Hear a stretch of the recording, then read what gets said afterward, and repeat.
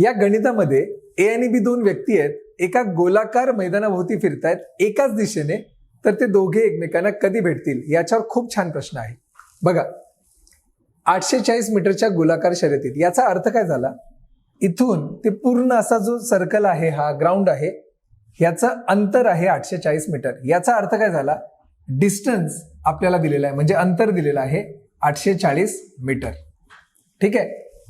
ए आणि बी एकाच वेळी एकाच बिंदूपासून 6 मीटर प्रति सेकंद आणि 12 मीटर प्रति सेकंद एकाच दिशेने धावू लागतात.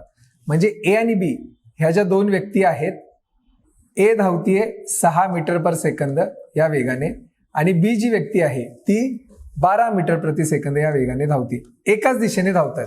मला सांगा, आपल्या टाइम स्पीड डिस्टन्स मध्ये एकाच दिशेने जेव्हा एखादी व्यक्ती धावते तेव्हा त्याचा जो स्पीड असतो, म्हणजे वेग जो असतो, तो किती होणार, वजाबाकी होणार. म्हणजे 12 वजा 6 हा त्याचा वेग होणार. 12 वजा 6 म्हणजेच 6 मीटर प्रति सेकंद. येते लक्षात. आणि त्यांनी विचारले किती वेळानंतर त्यांची भेट होईल, म्हणजे तुम्हाला टाइम विचारलाय, टी बरोबर किती.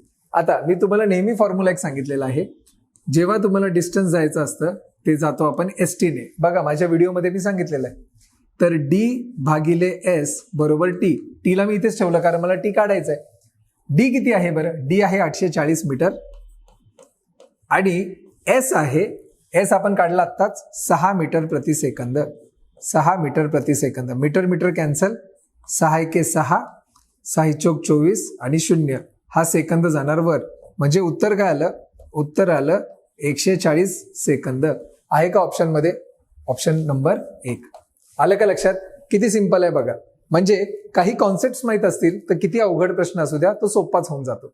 व्हिडिओ आवडल्यास नक्की लाईक करा.